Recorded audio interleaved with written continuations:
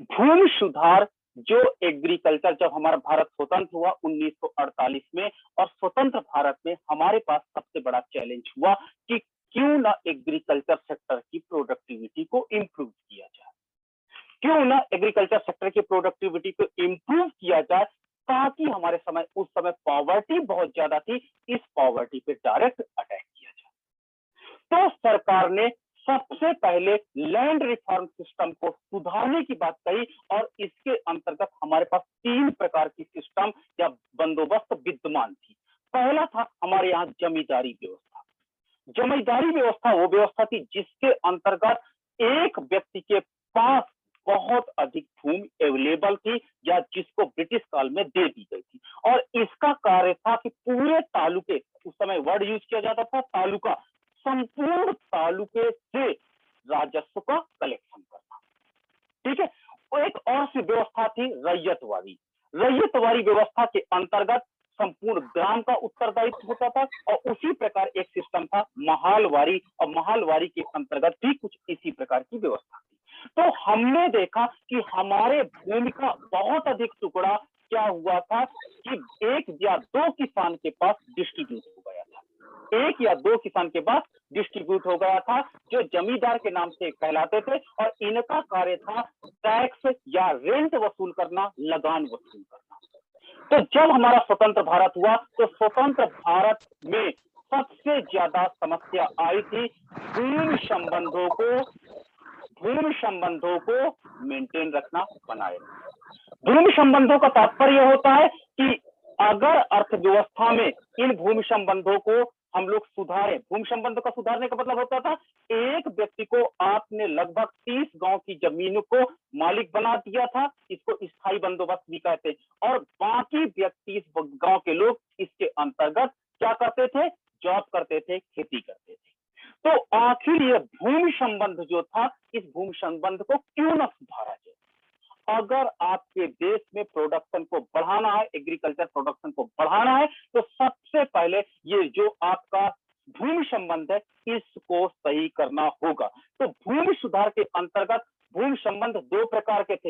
एक था संस्थागत संबंध, अर्थात संस्थागत संबंध के अंतर्गत हमारे पास कोई प्रॉपर संस्था नहीं थी। प्रॉपर संस्था न होने के कारण, लगान का रेट बहुत अधिक होने के कारण, वास्तव में बिचौलियों की उपलब्धता होने के कारण अर्थव्यवस्था में बड़ी समस्या थी, जिसके कारण एग्रीकल्चर सेक्टर की प्रोडक्टिविटी लगातार गिरती चली गई। और दूसरा था तकनीकी संबंध।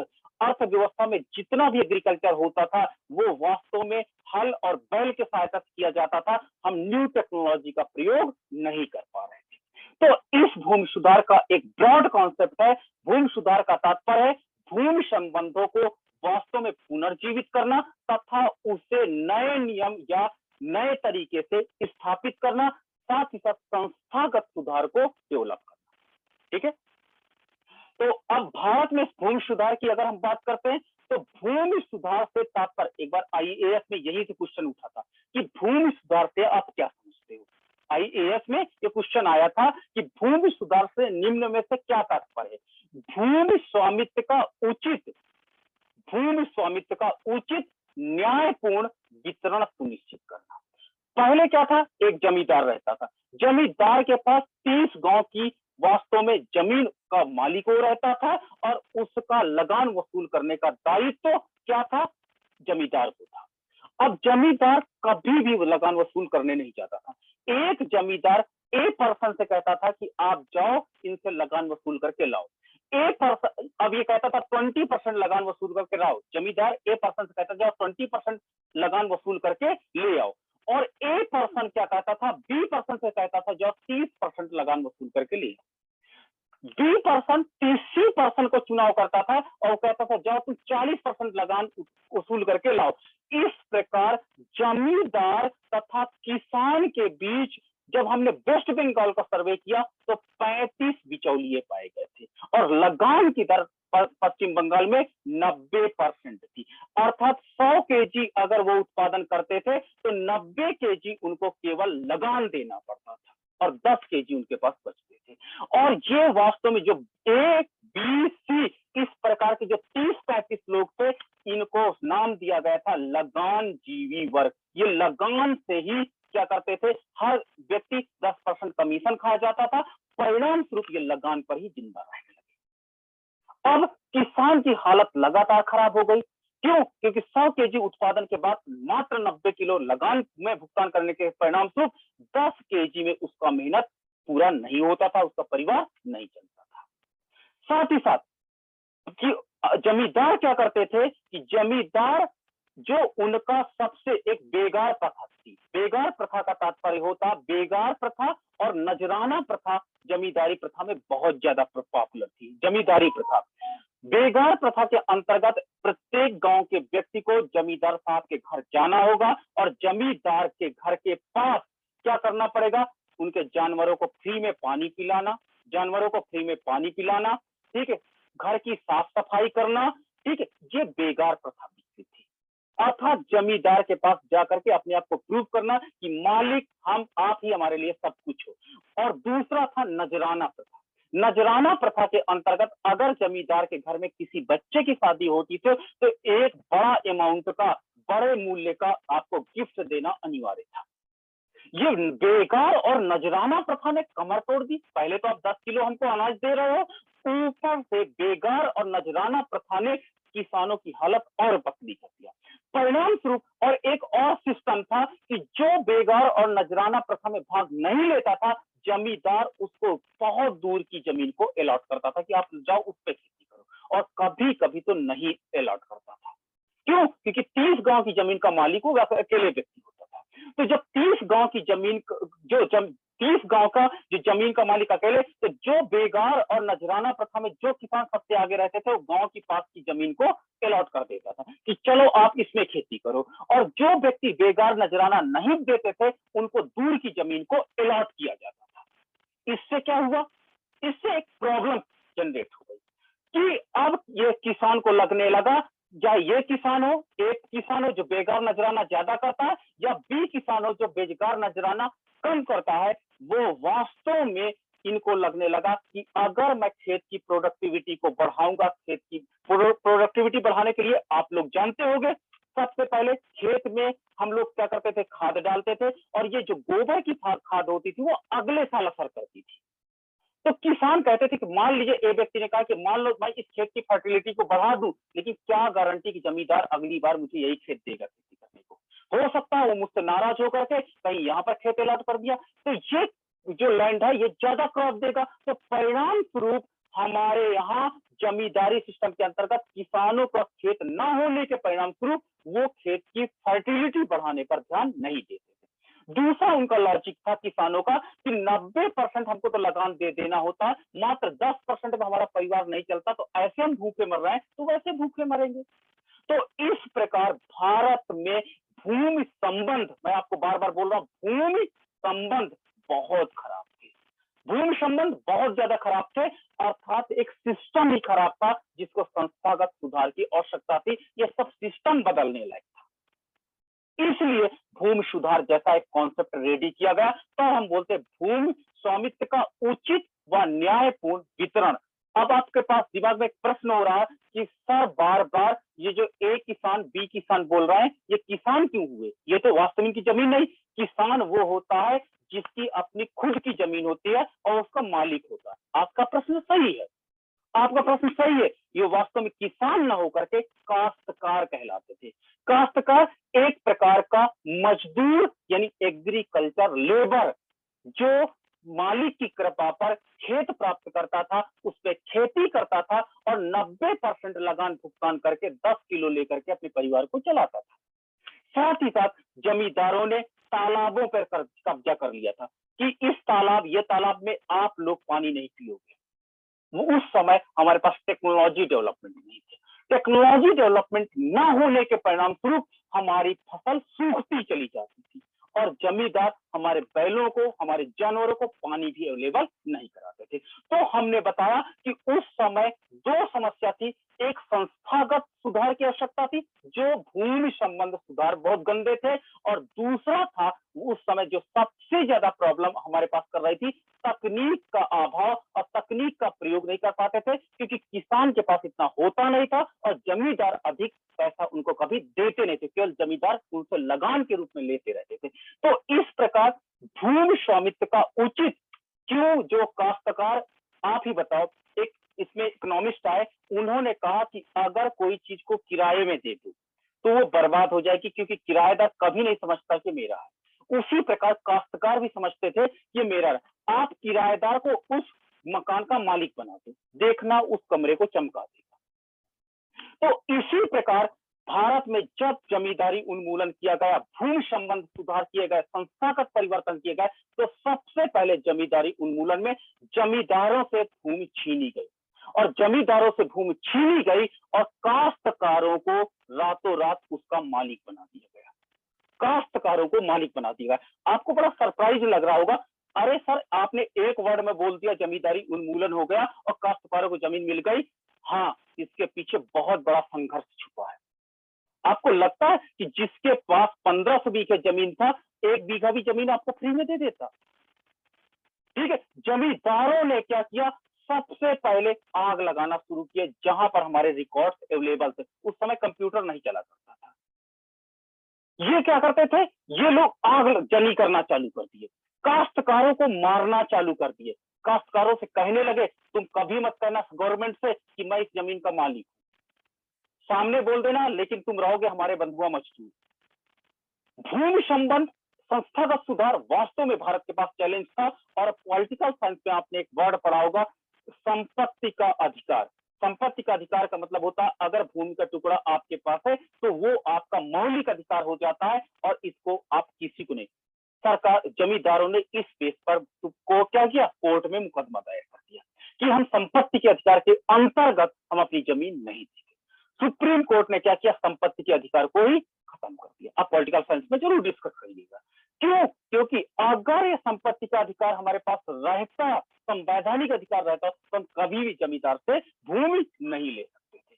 तो इस प्रकार संपत्ति के अधिकार को समाप्त किया गया, यहीं पर समाप्त किया गया ताकि जमींदारों से उनकी एक्स्ट्रा भूमि जिस पर भूमि वो खेती नहीं करते थे, और सरकार ने कहा खुद का एक नियम बनाया कि जिस पर जमींदार खुद खेती करेगा केवल वो जमीन उसकी रहेगी, और बाकी जो एक्स्ट्रा जमीन है जो काश्तकार जहां पे काम कर रहा है वही उसका मालिक होगा। जमींदारों ने क्या किया, सुबह काश्तकार को मालिक बना के सरकार जाती थी, शाम को जमींदार साहब आते थे, उससे फिर से काश्तकार बना देते थे। भूमि संबंध इतने अधिक जटिल थे, और वास्तव में ये तो अच्छी बात थी कि आपके उत्तर प्रदेश में, आपको उत्तराखंड में चकबंदी में और चकबंदी के बढ़ते जमींदारी उन्मूलन में ये लोग तो आगे आए, लेकिन बिहार में आज भी जमींदारी उन्मूलन मुश्किल, और पश्चिम बंगाल में टेढ़ी खीर बन गई। आज भी कुछ ऐसे जमींदार मिलते हैं जिन्होंने रिकॉर्ड को ही ध्वस्त कर दिया, इन भूमि के रिकॉर्ड्स को ही नहीं किया, और साथ ही साथ इन्होंने अपने परिवार के हर सदस्य के नाम इन्होंने जमीन को बांट दिया। अगर 5 साल का बच्चा तो उसके नाम का भी बांट दिया, और बाद में जमींदार कह रहे थे हमारे पास 1500 बीघे जमीन नहीं है, क्योंकि परिवार के हर सदस्य के नाम 10-10 बीघे जमीन इन्होंने कर दी। ठीक है, और एक बात मान लीजिए, जो सरकार ने कहा कि एक लिमिट जमीन से ज्यादा नहीं रह सकती, तो किसानों ने रात भर में मेड़ को तोड़ करके लगभग बहुत बड़े एरिया को, 1-1 किलोमीटर के एरिया को एक खेत घोषित कर दिए। तो फिर सरकार से कह रहे थे मेरे पास 1500 बीघे कहाँ जमीन है, मेरे पास तो मात्र 30 बीघे जमीन है, और मेड़ तोड़ करके 3-3 किलोमीटर भूमि को एक जमीन में कन्वर्ट कर दिया, एक बीघे में कन्वर्ट कर दिया। बीघा नहीं बोलते थे, एक खेत बोलने लगे। इन्होंने जमींदारों ने वास्तव में बहुत अधिक अपना वो दिखाया कि हम अपनी जमीन को न देने पाए, लेकिन सरकार अपने रवैये पे अड़ियल थी। अगर हमको एग्रीकल्चर सेक्टर में प्रोडक्शन को इंप्रूव करना, अपने एग्रीकल्चर सेक्टर में प्रोडक्शन को बढ़ाना है, तो हमको सबसे पहले संस्थागत सुधार के अंतर्गत इस प्रकार का जो ये तांडव मचा था, जो एक ही व्यक्ति मालिकाना हक लेकर के बैठा था और दूसरा काश्तकार के रूप में काम कर रहा था, जो एग्रीकल्चर सेक्टर की प्रोडक्टिविटी को बढ़ाना नहीं चाह रहा था, उसको वास्तव में इस प्रकार के संबंध को समाप्त करना अनिवार्य हो गया था। इसलिए भूमि स्वामित्व का उचित कौन व्यक्ति उचित मालिक होगा, ये निर्णय करना सरकार के लिए बहुत इंपॉर्टेंट था। वास्तव में जमींदार को ब्रिटिश काल में जो गवर्नर थे वो बना करके गए स्थायी बंदोबस्त के अंतर्गत, लेकिन सरकार को अब देखना था कि वास्तव में उचित मालिक कौन है। जो पेड़ की रक्षा करता है वही तो मालिक होगा, जो खेत में खेती करता है वही तो मालिक होगा। तो इसलिए काश्तकार को मालिक बनाया गया। उचित व न्यायपूर्ण वितरण। न्यायपूर्ण वितरण का मतलब होता है कि जो व्यक्ति काश्तकारी कर रहा था, पता चला कि वो एक दिन पहले छोड़ा, दूसरा व्यक्ति काम करने लगा, वो अपने आप को प्रूफ कर दिया, नहीं। तो न्यायपूर्ण वितरण सुनिश्चित करना था भूमि सुधार के अंतर्गत। अर्थात भूमि के स्वामित्व को इस प्रकार से व्यवस्थित करना जिससे उसका अधिकतम उपयोग किया जा सके। देखिए, ये टारगेट था कि जो हमारे पास लैंड है उसका ऑप्टिमम यूटिलाइजेशन किया जाए, क्योंकि किसानों को अभी तक ये पता था, काश्तकारों को ये पता था कि ये जो लैंड है, ये व्यक्ति जो लैंड पे खेती कर रहा है, ये उसका लैंड नहीं है, इसलिए इसकी फर्टिलिटी को बढ़ाने का प्रयास नहीं करता था। अगर हम उसका अपना खेत दे देंगे, उसको उसका भूमि का स्वामित्व प्रदान कर देंगे, तो शायद उसी खेत से वो अपने परिवार का क्या होता है, जीविका को चला सकता था। इसलिए इसका मैक्सिमम यूटिलाइज करना वास्तव में हमारा टारगेट बन गया कि भूमि सुधार का मुख्य टारगेट था अधिकतम उपयोग करना। किसका? खेत का। ब्रिटिश शासन का प्रमुख उद्देश्य था अधिक से अधिक लाभ कमाना। उनको क्या जाता था, एक व्यक्ति को सारी पावर दे देते थे और वो लगान वसूल करते थे। और लगान में उनको क्या पता कि उनके पीछे कई व्यक्ति लगानजीवी बन चुके हैं, पूरी लगानजीवी की एक श्रृंखला पैदा हो गई है। तो इस प्रकार भारत में भूमि सुधार जो हमारे लिए टेढ़ी खील थी। अतः उन्होंने कई भू राजस्व प्रणालियां शुरुआत की, जैसे जमींदारी व्यवस्था, रैयतवाड़ी व्यवस्था और महलवाड़ी व्यवस्था। 3 प्रकार की व्यवस्थाएं देखी जाती हैं। 3 प्रकार की व्यवस्थाएं देखी जाती हैं। इन तीनों व्यवस्थाओं का टारगेट था ब्रिटिश गवर्नमेंट का कि ज्यादा से ज्यादा रेवेन्यू को कलेक्ट करना, इनकम को पाना। भूमि सुधार की बात करते तो आवश्यकता क्यों पड़ी? अभी जो मैंने आपको पूरा स्टोरी बताई, वो स्टोरी का समरी हम जरूर बताते। भारत भूमि सुधार की आवश्यकता इन कारणों से महसूस की गई। स्वतंत्रता के समय देश में कृषि पदार्थों की भारी कमी थी। एग्रीकल्चर फूड प्रोडक्ट्स हमारे पास बहुत शॉर्टेज थी, हम आपको पहले बताए, ठीक है। अतः कृषि उत्पादन बढ़ाने के लिए भूमि सुधार कार्यक्रम आवश्यक था। अगर भूमि सुधार कार्यक्रम संस्थागत सुधार नहीं करेंगे, जमींदारी उन्मूलन नहीं करेंगे, तो जमींदार लोग क्या कहते थे, हमारी जमीन पड़ती रहने दो, खाली पड़ी रहने दो, हमको नहीं जरूरत है, हमने बहुत काम कर लिया। तो देश में वास्तव में भूमि तो लिमिटेड है, भूमि तो सीमित है। अगर जमींदार साहब सारा जमीन लेकर के बैठ जाएंगे तो फिर देश कैसे चलेगा? इसलिए इस प्रकार का उन्मूलन करना आवश्यक हो गया। सामाजिक न्याय और समानता के विकास हेतु सुधार कार्यक्रम। सामाजिक न्याय, सोशल जस्टिस। एक व्यक्ति के पास ज्यादा जमीन, दूसरे व्यक्ति उसी में नौकर के रूप में कैसे काम करेगा? समानता, इक्वलिटी लाना था, सभी व्यक्तियों को इक्वल जमीन डिस्ट्रीब्यूट करना था। विकास हेतु सुधार कार्यक्रम द्वारा एकत्रित भूमि को जिनके पास लैंड नहीं था, लैंडलेस पर्सन को वास्तव में रिडिस्ट्रीब्यूट किया गया। किसानों, सरकार ने जमींदारों से जमीन को कलेक्ट किया और उस जमीन को डिस्ट्रीब्यूट कर दिया, किससे को? काश्तकारों के मध्य और भूमिहीन किसानों के मध्य, जिससे समाज में समानता आ गई और सभी को रोजगार का अवसर प्राप्त हो गया। और देखिए, एक प्रकार की क्रांति हो गई। औद्योगिक क्षेत्र में अनेक उद्योगों के लिए कच्चा माल कहां से मिलता है? भूमि से ही प्राप्त होता है। भूमि सुधारों की आवश्यकता पर बल देते हुए डॉक्टर राधा कमल मुखर्जी ने अपनी पुस्तक इकोनॉमिक प्रॉब्लम ऑफ इंडिया में लिखा, इकोनॉमिक प्रॉब्लम्स ऑफ इंडिया में लिखा, वैज्ञानिक कृषि अथवा सहकारिता को हम कितना ही अपना ले, पूर्ण सफलता हमें तब तक नहीं मिलती जब तक कि भूमि व्यवस्था में वांछित सुधार नहीं कर देते। कह रहे आप चाहे जितना परिवर्तन कर लो, लेकिन अगर ये जो भूमि संबंध है, भूमि संबंध जो अंग्रेजों ने जमींदारों के साथ लागू करके गए हैं, अगर इस संबंध को आपने समाप्त नहीं किया तो भूमि सुधार की आप कल्पना नहीं कर सकते। तो पहले जो ये संबंध है, जो जमींदारी का संबंध है, इसको तो समाप्त करो जो भूमि के साथ है। प्रोफेसर सेम्युलसन जो बहुत बड़े अर्थशास्त्री हैं, के अनुसार सफल भूमि सुधार कार्यक्रमों ने अनेक देशों में मिट्टी को सोना बना दिया है। और जिन देशों ने वास्तव में भूमि सुधार कार्यक्रम को अपनाया है, उन देशों में आज जो वहां की मिट्टी है वो गोल्ड का मतलब इतना अधिक प्रोडक्शन हो रहा है कि वास्तव में गोल्ड कहते हैं बदल दिया है और वो गोल्ड की तरह होने लगा है। तो इस प्रकार हम हमारे पास भूमि सुधार की आवश्यकता पड़ी और अब हम देखते हैं भूमि सुधार का उद्देश्य क्या था। जब भारत स्वतंत्र हुआ 1948 में, तो भूमि लैंड रिफॉर्म के जो हमारे टारगेट थे वो टारगेट क्या थे? भारत में भूमि सुधार का उद्देश्य भूमि के माध्यम से कृषि को उत्पादकता को बढ़ाना। मैं आपको बार बार बोल रहा हूं कि भारत में पॉवर्टी बहुत ज्यादा थी और भारत के पास सबसे बड़ा चैलेंज था 1948 में गरीबी और भूख। गरीबी तो ठीक है, गरीबी एक ठीक ठाक कंडीशन है, लेकिन उस समय भूखमरी की कंडीशन विद्यमान थी और भूखमरी से हमको लड़ाई थी। हमारी डायरेक्ट हमारी लड़ाई भूखमरी से थी। गरीबी ठीक है, गरीबी में कैसे अंतर्गत लगभग थोड़ा बहुत तो खाना मिल जाता, भूखमरी के अंतर्गत हमको खाना ही नहीं मिलता था। तो इसलिए एग्रीकल्चर प्रोडक्टिविटी को बढ़ाना था, हमारा टारगेट था। इसलिए भूमि संबंधों को सुधारना था और सामाजिक न्याय को दिलाना था। समाज के सारे व्यक्ति रहते हैं और भूमि पर उनका संपूर्ण अधिकार है। इसके अलावा भूमि सुधार के अंतर्गत रोजगार के नए अवसरों का सृजन करना था। जब सभी व्यक्ति को अपनी भूमि मिल गई, तो एक व्यक्ति को जब एक छोटा सा लैंड का टुकड़ा मिल गया, तो पूरी फैमिली, आप देखिएगा, पूरी फैमिली इस छोटे से टुकड़े में काम करती रहती है। तो सभी को वास्तव में रोजगार का अवसर मिल गया। आर्थिक क्रियाओं में कृषि की भागीदारी बढ़ने लगी। वही खेत जिसमें 100 केजी होता था, बड़ी मुश्किल से आज उस खेत में 500 केजी होने लगा है। क्यों? वो खेत हमारा हो गया है। अब हमने उसमें फर्टिलिटी बढ़ाई है, पूरी फैमिली शिद्दत से काम करती है और देश में एग्रीकल्चर प्रोडक्टिविटी बढ़ी और टोटल प्रोडक्शन इंप्रूव हुआ, इनहेंस हुआ और देश भूमि का प्रभावी कुशलतम उपयोग करना संभव हो गया।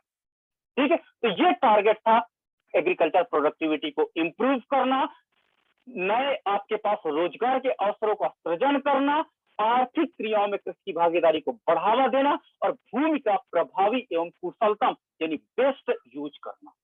बेस्ट यूज करना तो एग्जाम में यही से क्वेश्चन अधिकतर आता है।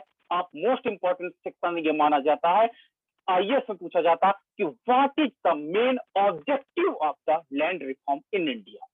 भारत में भूमि सुधार के मुख्य उद्देश्य क्या थे, या एग्जाम में पूछा निम्न में से कौन से नहीं थे। एक एग्जाम में वहां दे देगा, तो 3 इसी में से देंगे और चौथा कुछ और दे देंगे। आपको अगर ये सब चीजें डीपली नहीं पढ़े हो तो समझ में नहीं आएगा। भू व्यवस्था के अंतर्गत होने वाले सभी प्रकार के शोषण, आपने देखा होगा, पुरानी फिल्म देख लीजिएगा। भू व्यवस्था के अंतर्गत होने वाले सभी प्रकार के शोषण, बेगार प्रथा, ठीक है, नजराना प्रथा, ठीक है, ये सारी जो बेगार थी, ये शोषण था, सामाजिक अन्याय था, इसको समाप्त करना था। ठीक है, और प्राकृतिक संसाधन जो आपका मैंने बताया था लैंड की विस्तृत डिफिनेशन है, इसके अंतर्गत आपका नेचुरल जो फ्री गिफ्ट ऑफ नेचर है। फ्री गिफ्ट ऑफ नेचर का मतलब होता है जो प्रकृति ने हमको फ्री दिया है। आपने कहा सर नदी तो फ्री दिया, हाँ, तो नदी भूमि है, भूमि नदी। आपका जो जंगल दिया है, बड़ा जंगल, वो भी वास्तव में लैंड है। ठीक है, आपकी हवा, इन्वायरमेंट, ये भी लैंड है। ठीक है, जल जो स्रोत से बहता है, ये भी लैंड है। ठीक है, बालू, ये भी लैंड है। तो ये सबको लैंड कहा गया। तो ये वास्तव में न्यायपूर्ण वितरण अर्थात आर्थिक न्याय के सिद्धांत को स्वीकार करना, और आर्थिक न्याय का सिद्धांत करता कि इस प्रकृति में हमने जन्म लिया है तो हमारा भी अधिकार है जैसे अन्य व्यक्तियों का। तभी हम लोग क्या करते हैं, इस अपनी मिट्टी से बहुत ज्यादा जुड़े रहते हैं। तो एक प्रकार से इकोनॉमिक आपका जस्टिस थ्योरी प्रोवाइड ये कहता है। कृषि क्षेत्रों में उत्पादन के कारकों में आवश्यकता अनुसार सुधार करके कृषि उत्पादकता को अधिकतम करना। हम एग्रीकल्चर प्रोडक्टिविटी की बार बार बात कर रहे हैं कि हमारा मेन टारगेट था कि by improving the agriculture productivity we can, हम क्या कर सके, अटैक कर सके भूखमरी पर। गरीबी में नहीं, गरीबी तो ठीक है, भूखमरी पहले हमारा टारगेट था, इतनी ज्यादा भूखमरी थी। कृषि क्षेत्रों में उत्पादकता मुख्यतः 2 क्षेत्रों पर निर्भर करती है। अगर एग्रीकल्चर सेक्टर में प्रोडक्टिविटी को बढ़ाते हैं तो basically it will be depend, सभी व्यवस्थाओं का मूल उद्देश्य अधिकतम राजस्व की वसूली करना। इसके कारण भूमि स्वामित्व का असंतुलित वितरण देखने को मिला। इस संतुलन को दूर करने के लिए, एक शोषणकारी आर्थिक संबंधों को समाप्त करने के लिए भूमि सुधार की आवश्यकता देखने को मिली। तो पहला था भूमि सुधार कानूनों में जो आपका श्रेणी था बिचौलियों की समाप्ति करना। जो आपके बताए A, B, C, D जो किसान से लेकर के जमींदार के मध्य जितने बिचौलिए थे, इनको सबसे पहले समाप्त करना टारगेट बना था, क्योंकि ये लोग विदाउट श्रम करके, ये श्रम नहीं करते थे। देखिए, समाज का एक बहुत बड़ा वर्ग श्रम नहीं करता था, केवल लगान से ज्यादा पैसा ले करके उससे एक प्रकार से जोंक की तरह लाइफ व्यतीत कर रहा था। जोंक क्या होती है? किसी के दूसरे के व्यक्ति का खून लेती है और उसके आधार पर क्या करती है? अपना जीवन यापन करती थी। तो ये समाज के लिए जोंक थे, जो अपना श्रम कंट्रीब्यूट नहीं करते थे और बिचौलियों के रूप में उसी किसान, एक किसान होता था, कोई एक किसान होता था, किसान का काश्तकार होता था, और इस किसान की उत्पादकता पे ये सारे लोग डिपेंड थे। तो इस प्रकार इस सिस्टम को समाप्त करना था। अंग्रेजों के लिए सामंती शासक क्या थे? जमींदार थे, के नीचे कार्य करते थे कौन? बिचौलिए। भूमि अधिशेष के बड़े हिस्से से किराया लेने के लिए इन्हें अधिकृत किया गया था। ये बीच में क्या करते थे? लगान लेते थे। अधिकतर राज्यों ने 1958 से पहले बिचौलियों को खत्म करने के लिए कानून बना दिया गया। तो वास्तव में जो ये श्रमजीवी वर्ग था,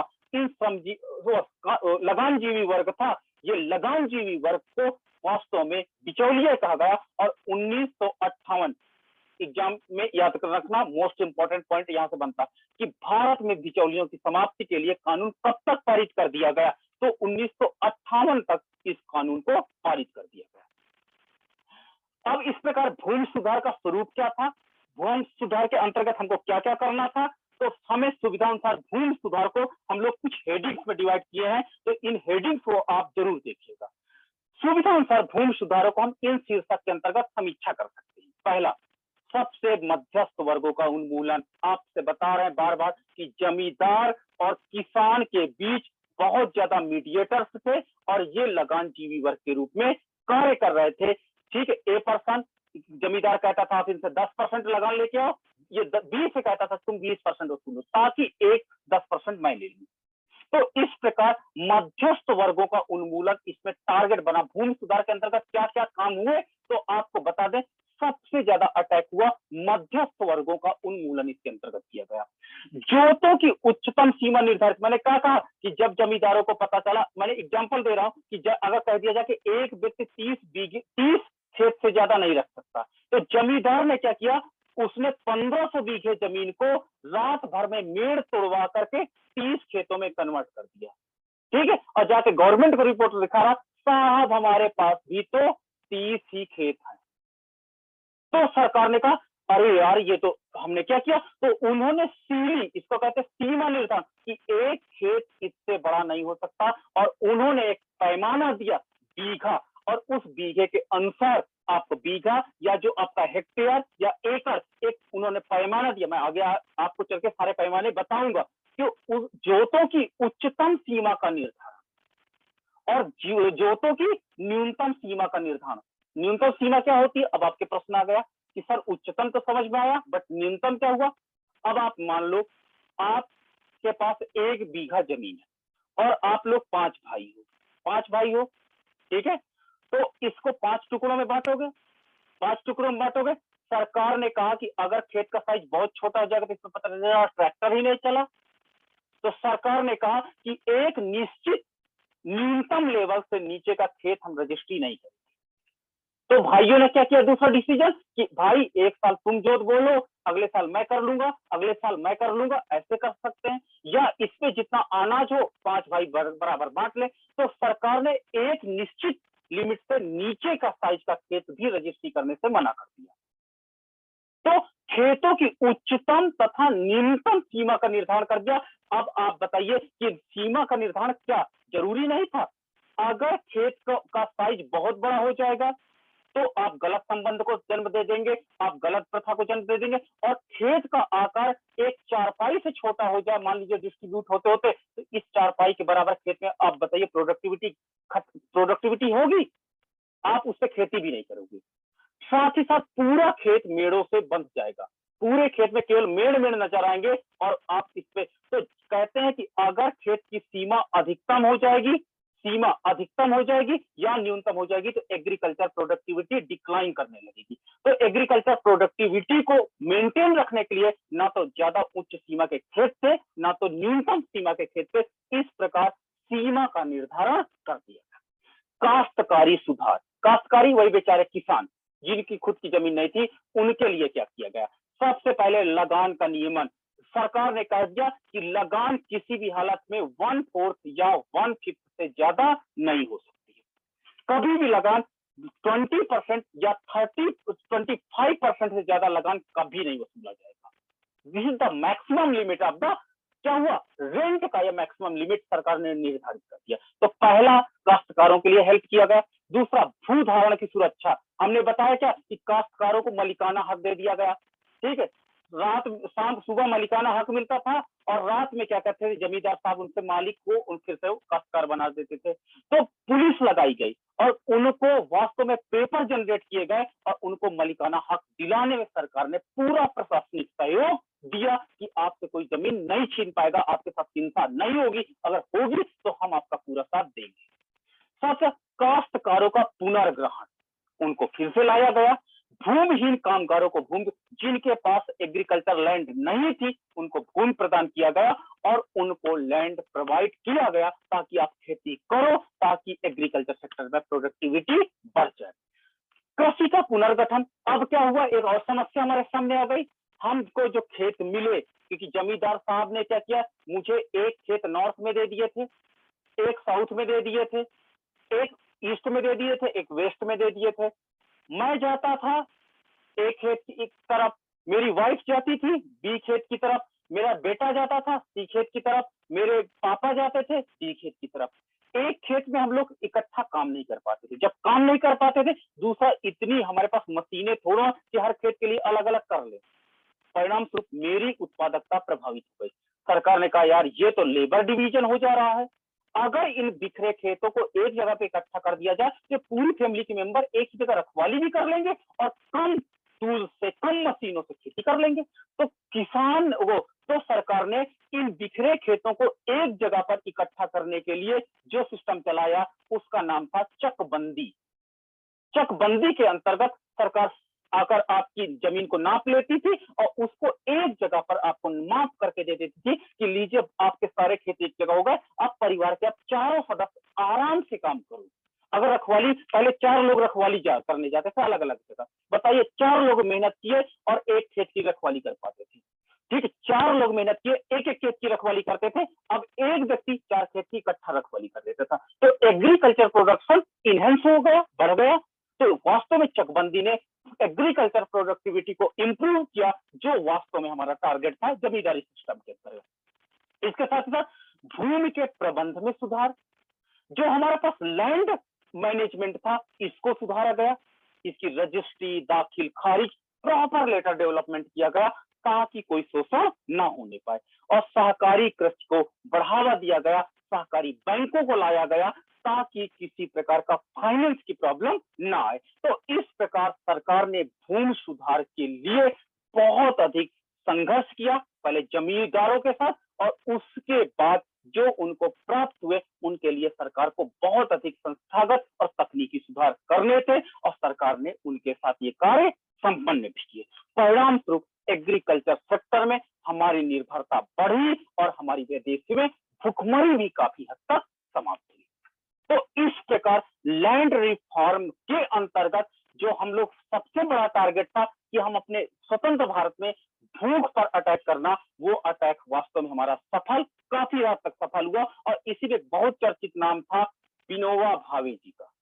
विनोबा भावे जी ने साउथ इंडिया में क्या किया, भूदान आंदोलन चलाया और बड़े बड़े किसानों के पास जाकर के भिक्षा में कहा कि अपने खेत भिक्षा में हमें दे दो ताकि हम गरीब काश्तकारों को, किसानों को, विहीन श्रमिक को भूमि दे दें, आवंटित कर दें ताकि उनका परिवार अपना रोजी रोटी चला सके। तो विनोबा भावे का जो भूदान आंदोलन था इसी भूमि सुधार कार्यक्रम में एक बेहतरीन कड़ी साबित हुआ। तो आज का हमारा लेक्चर था भूमि सुधार क्यों आवश्यक था, भारत स्वतंत्र भारत में भूमि सुधार की आवश्यकता क्यों पड़ी, भूमि सुधार का उद्देश्य क्या था और भूमि स्वरूप सुधार का स्वरूप क्या था। आपको हमने आज मोटा मोटा खाका खींच दिया है। अब आपको समझ में आ गया होगा कि वास्तव में लैंड रिफॉर्म एक जटिल प्रक्रिया थी जो भारत अपने अधिकारों के लिए लड़ रहा था। ठीक है, तो ये आज हमने किया। अब इनके एक एक पॉइंट्स पर हमको लेक्चर्स देने हैं, तो आपको ये लेक्चर्स काफी समझ में आए होंगे। अब हम लोग आपको क्वेश्चन आंसर सेशन के लिए टाइम